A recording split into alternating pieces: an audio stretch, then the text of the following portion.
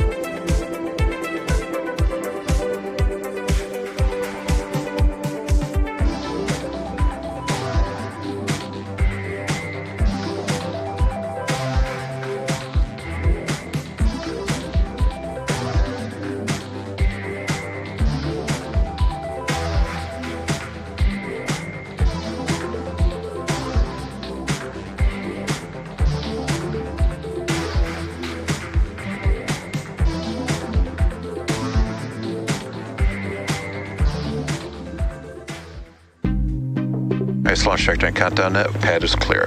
10, 9, 8. Launch auto sequence has started. 6, 5, 4, 3, 2, 1. Go for launch.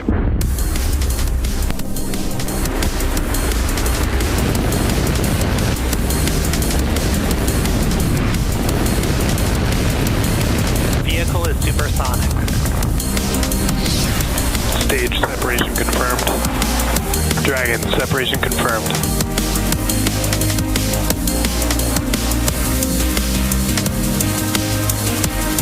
Stage 1 is transonic. Landing legs have deployed. And Falcon 9 has landed.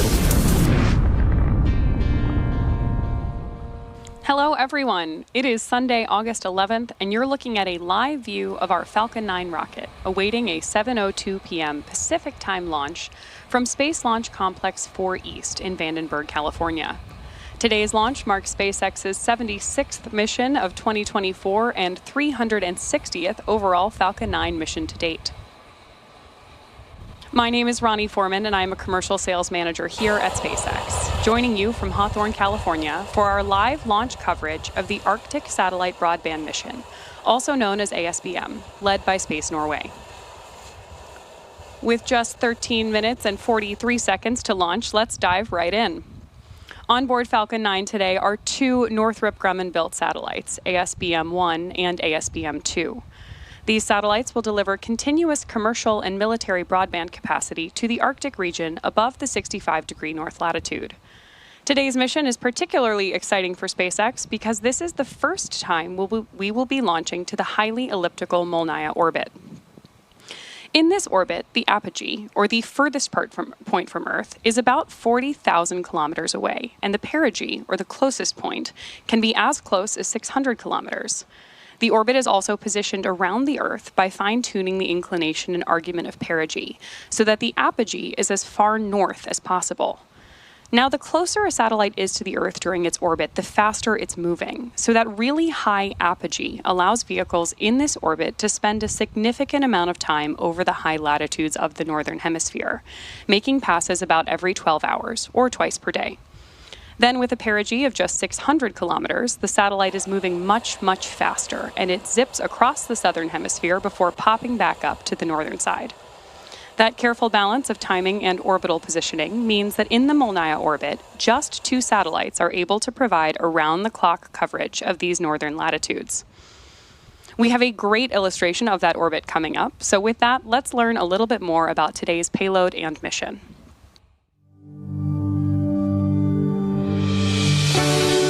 The Arctic, a landscape of thousands of miles of floating ice, extreme temperatures, and magisterial beauty that has remained untouched for most of human history. Yes. We only reached the North Pole in 1904. A blink of an eye in the planet's lifetime, the world is changing fast, and so must we.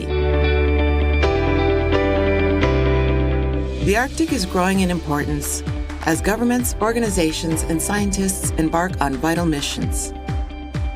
Airlines, shipping companies, and military vessels and aircraft are increasingly looking to northerly routes. In many cases, polar paths are more direct and save on fuel. And as the world changes, governments too are looking north to support further Arctic research, better understand the impacts of climate change, and be prepared for the future, whatever it brings.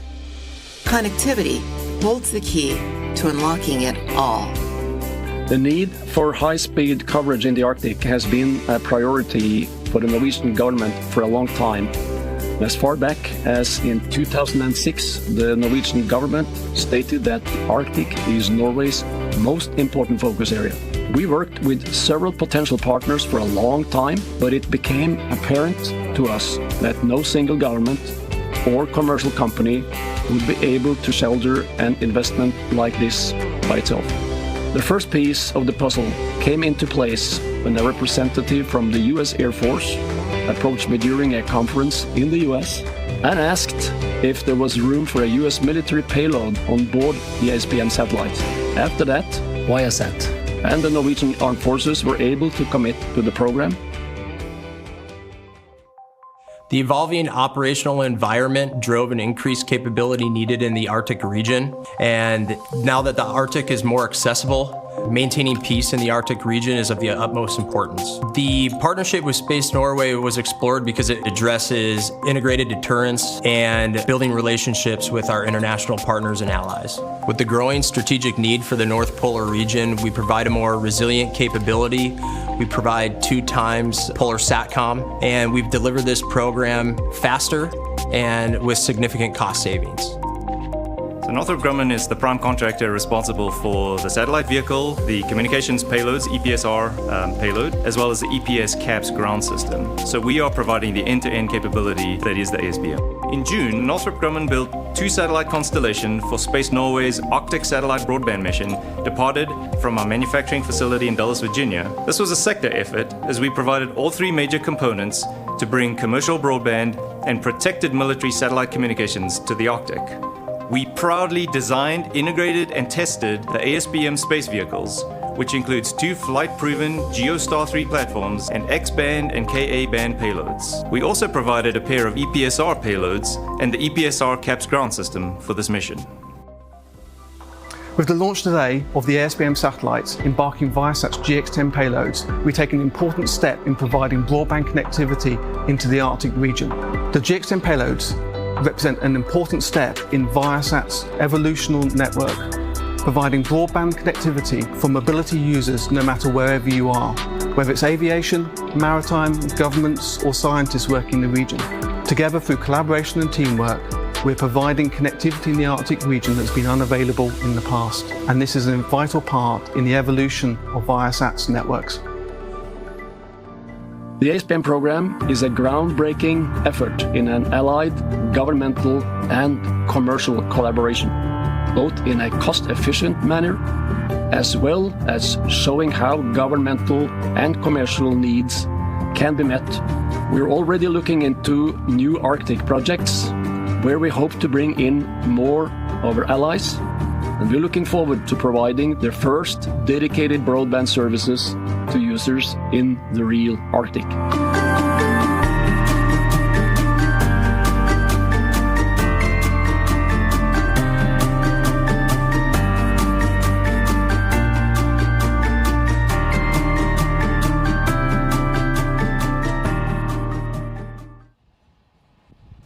The Falcon 9 on your screen is a 2-stage rocket developed and manufactured by SpaceX, known for its safe, reliable, and cost-effective access to space.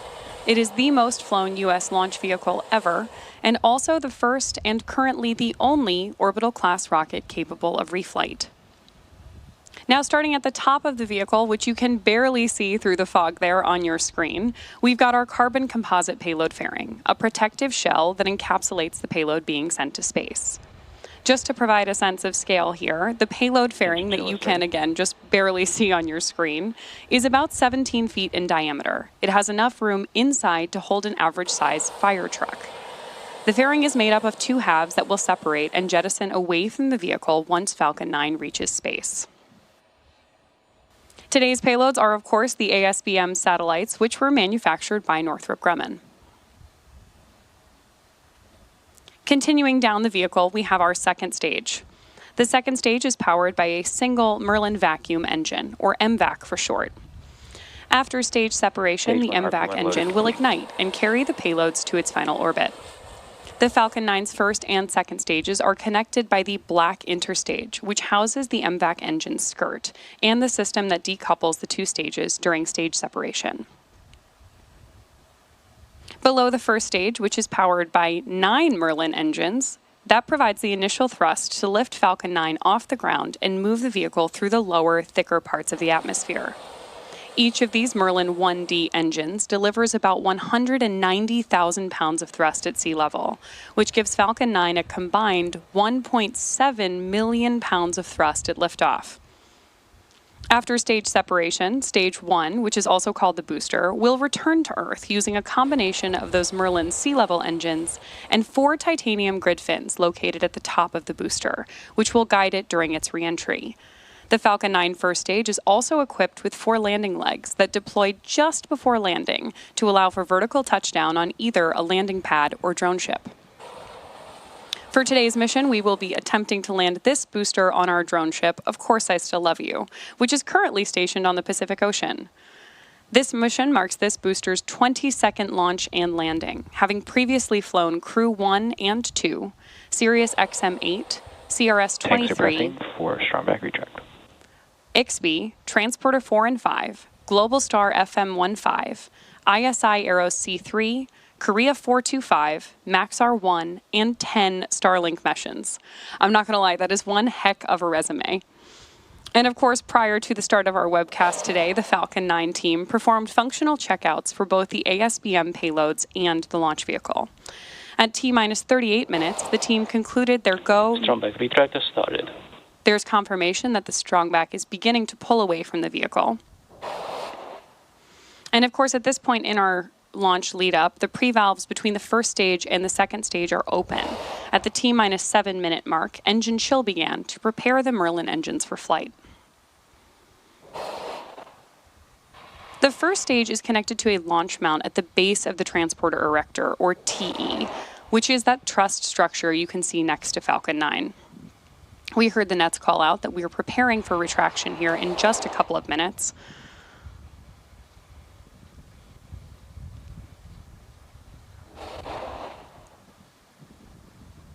Just barely through the fog, you can see there that the strongback pulled away from the rocket by about 2 degrees. Now at T-minus 0, the ground hydraulic systems will pull the TE all the way back from 2 degrees to 45 degrees away from Falcon 9, so that it can have sufficient clearance to move away from the launch pad.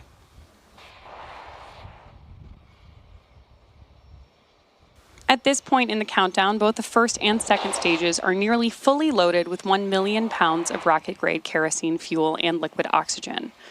Both stages will finish propellant loading about a minute apart from each other, so we're listening in now for those call-outs from Mission Control.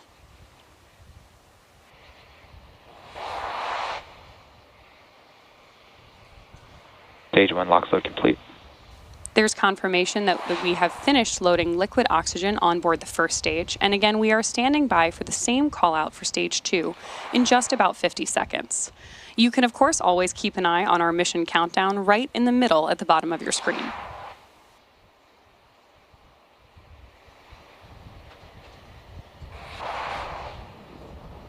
That periodic venting sound you hear is normal. At this point in the countdown, we are venting chilled gas from above the LOX tank to maintain constant pressure in the tank as needed. Typically, for a launch, you'd be able to see that liquid oxygen condensing into clouds around the vehicle, but today, the best indication we have is that audio feedback coming from the launch pad.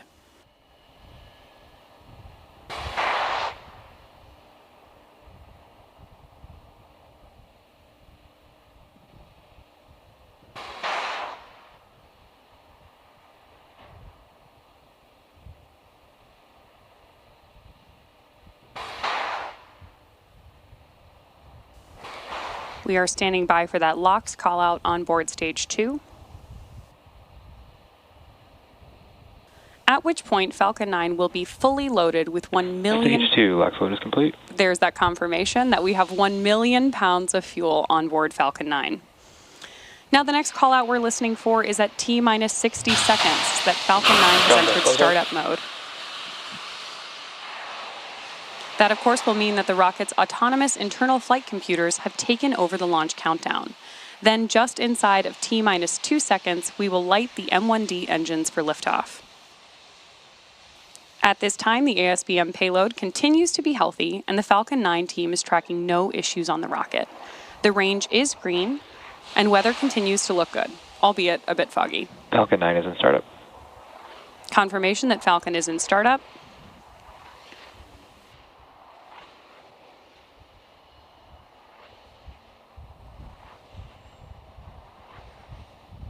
LD is go for launch.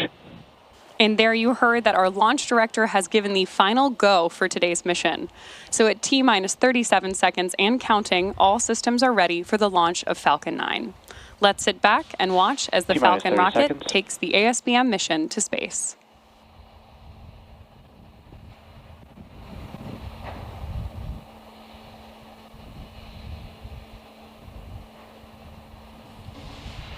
T-minus 15 seconds. T-minus 10, 9, 8, 7, 6, 5, 4, 3, 2, 1. Ignition. And liftoff of Falcon 9. Go ASBM.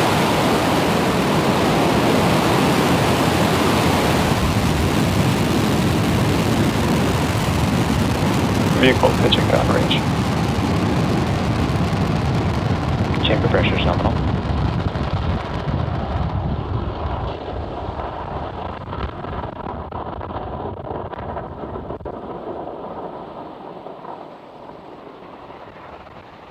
That incredible view, of course, means that at T-plus 33 seconds and counting, Falcon 9 has successfully lifted off from Space Launch Complex 4 East, carrying the 2 ASBM satellites.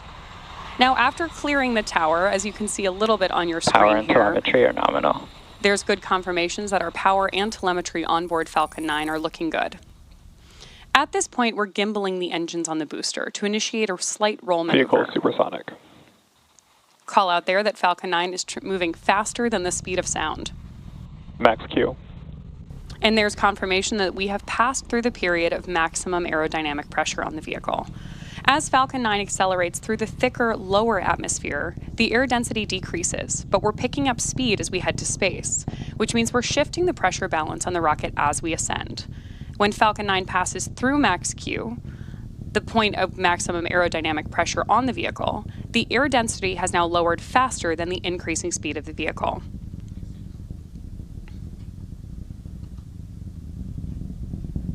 Great views there as Falcon 9 continues on its way to space.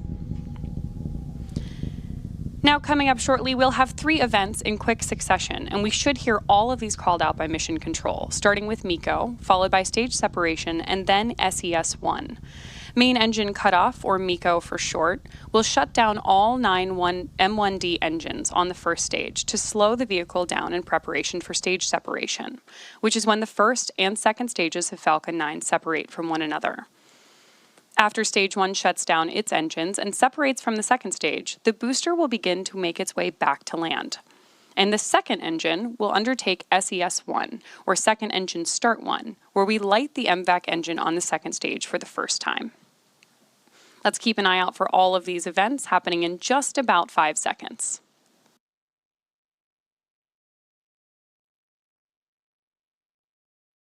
MECO. Stage separation confirmed.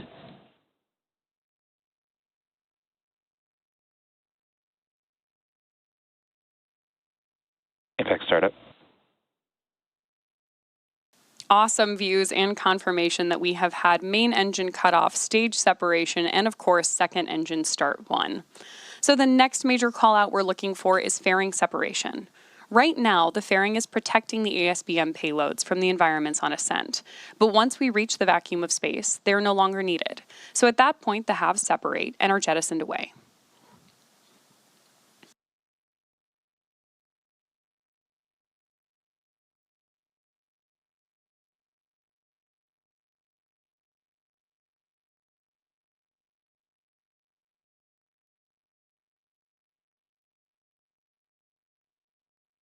Fairing separation confirmed. Great confirmation and views of fairing separation on your screen there. We will, of course, be attempting to retrieve those fairing halves once they fall back to Earth with our recovery vessel Go Beyond, which is also currently standing by in the Pacific Ocean. Coming up here in just a little bit more than 2 minutes, we are anticipating entry burn, which should last about 20 seconds for our first stage booster. But right now, of course, on your screen at T plus 4 minutes and 3 seconds into this launch, you have great views of your MVAC engine on the right-hand side of the screen, taking the ASBM satellites to their intended orbit.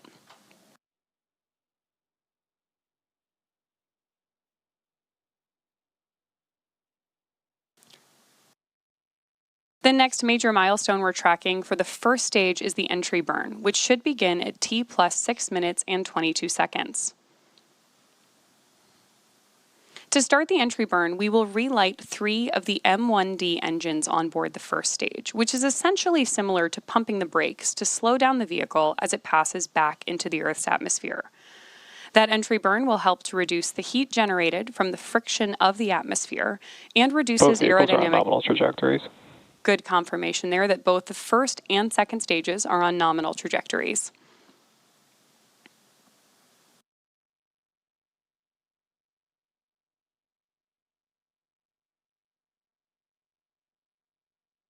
So as you can see on your screen at this point in the flight, the second stage is still picking up speed and heading to orbit.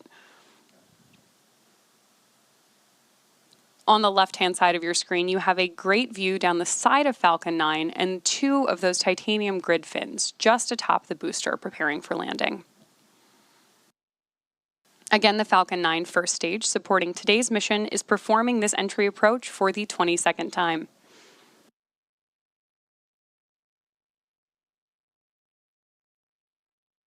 MVAC continuing to pick up speed and altitude in the bottom right-hand corner of your screen.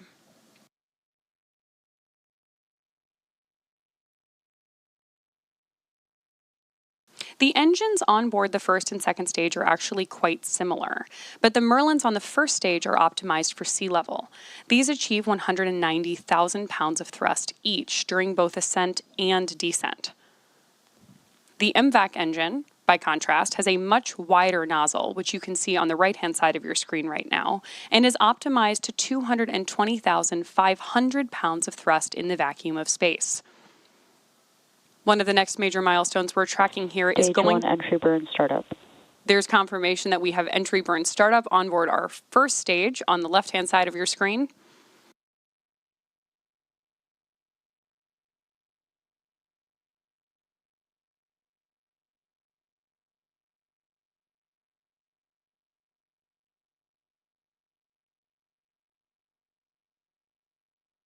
Stage 1 entry burn shutdown. There's confirmation of entry burn shutdown on the first stage, and with that we should have just about a minute until we hear SECO 1, or second engine cutoff 1, for the MVAC engine on board the second stage. Shortly after that, we'll hear the call out for the landing burn, which is the final burn of the Falcon 9 booster. Stage 1 FTS is saved. Good call-outs from Mission Control as first stage continues back toward Earth.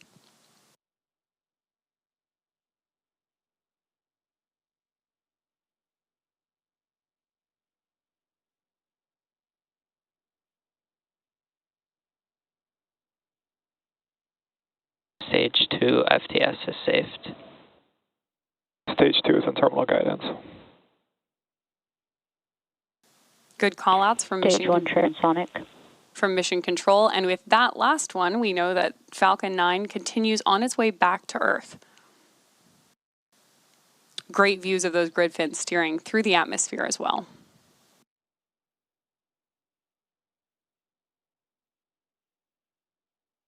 As a reminder, we are attempting to land this booster today on our drone ship, Of Course I Still Love You, which is currently stationed in the Pacific Ocean. Stage 1 landing burn. There's confirmation that landing burn has begun, and we are expecting this burn to last for about 20 seconds in total.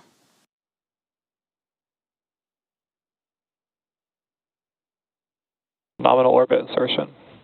Landing leg deploy.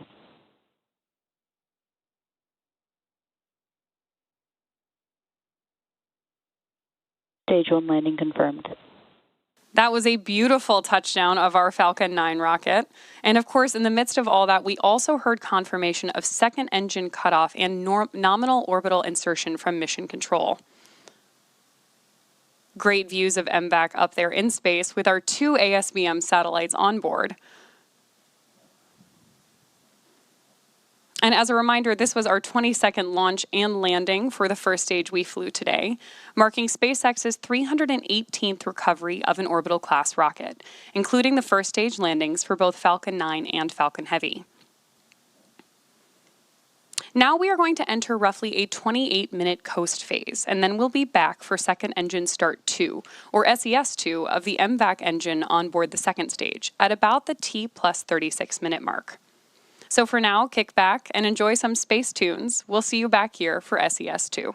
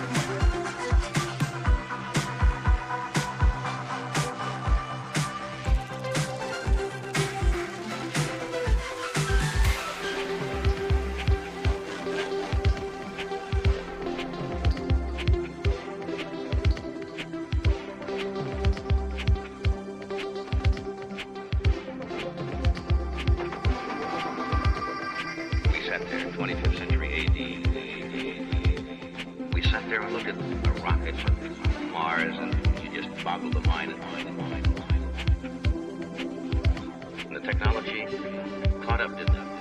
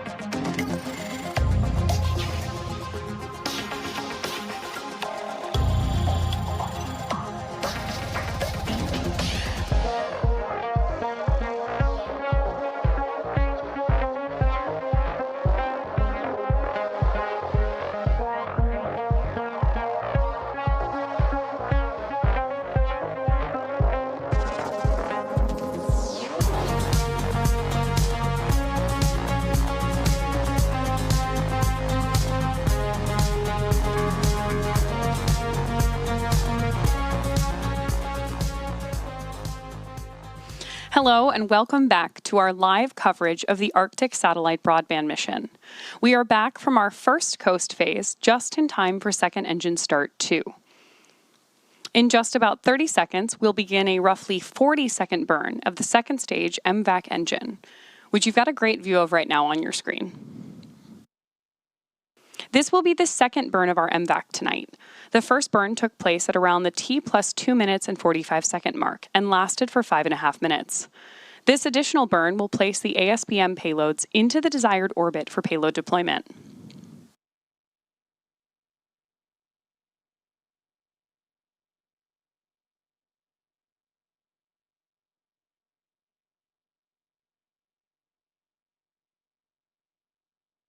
MVAC started. Confirmation of SES-2. Now, as I mentioned earlier, the MVAC engine shown on your screen has a much wider nozzle than the sea-level M1D engines on board the first stage booster. That's in order to give this engine optimal thrust performance in space. At full power, MVAC is capable of 220,500 pounds of thrust in vacuum. Also, as we mentioned earlier tonight, the ASBM satellites are carrying both military and civilian payloads. The two satellites on board Stage 2 are ASBM-1 and ASBM-2. Confirmation of second engine cutoff 2 there from Mission Control. Nominal orbit insertion. And confirmation of good orbit insertion for ASBM-1 and 2, which are still currently attached to the second stage. Those two satellites are hosting Viasat's GX-10A and 10B Ka-band payloads, which will extend Viasat's high-speed global network across the Arctic region. In addition to the two Viasat Ka-band payloads, the spacecraft are also hosting payloads for the Norwegian Armed Forces, the European Space Agency, and the U.S. Space Force. These payloads include a radiation monitoring instrument built by the Norwegian company IDEAS and ESA, which will gather information about the radiation environment in orbit and inform radiation protection planning for the next generation of Galileo satellites, Europe's navigation system. An Enhanced Polar Satcom Recapitalization, or EPSR payload, is also on board for the U.S. military. And finally, an X-band payload for the Norwegian Armed Forces. With that, we have roughly 4 minutes left in this coast before arriving to our first payload deployment. Then we'll have another 5-minute coast before arriving at our second payload deployment. So for that, we'll kick it back over to the Space Tunes and see you back here at T plus 42 minutes.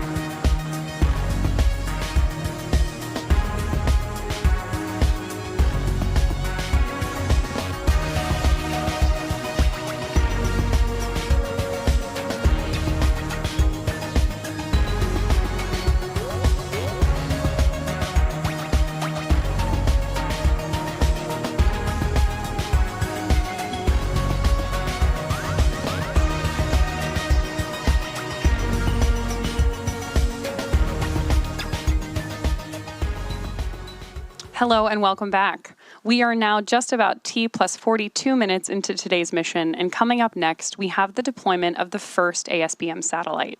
Now, just a quick recap of today's mission so far. We had an on-time liftoff at 7:02 p.m. Pacific, followed by stage separation about 2.5 minutes after launch. The first stage booster then returned to Earth and successfully landed on the drone ship Of Course I Still Love You, about 8.5 minutes after takeoff. We've also had 2 successful ignitions and shutdowns of our second stage MVAC engine. ASBM-1 payload deploy confirmed. There we have confirmation of ASBM-1. And as a reminder, on board Stage 2 today, we had the ASBM payload, which consisted of 2 Northrop Grumman-built satellites. ASBM-1, which we just heard confirmation of deployment there, and ASBM-2. With that confirmation, we are headed back into another coast, but we'll see you back here in just about 4 minutes for the deploy of ASBM-2.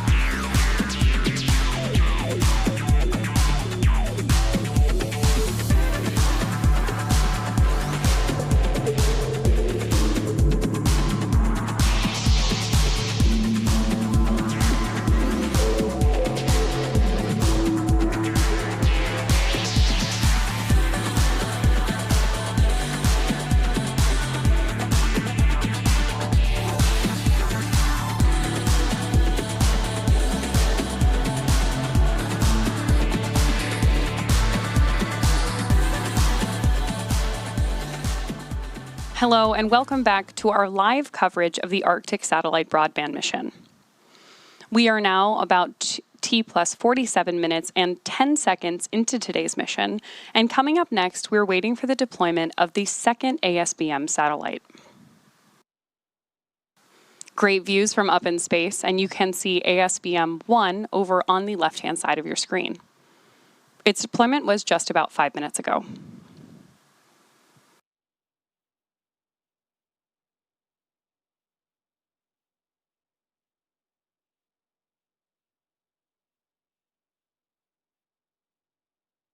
ASBM-2 payload deploy confirmed.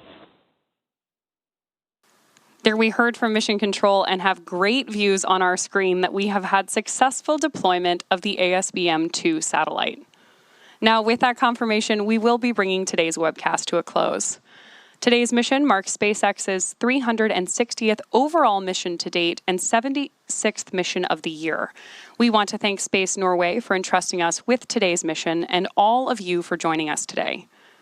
If you are interested in more launch coverage, be sure to check out spacex.com/launches for the most up-to-date information. Thanks again. We'll see you next time.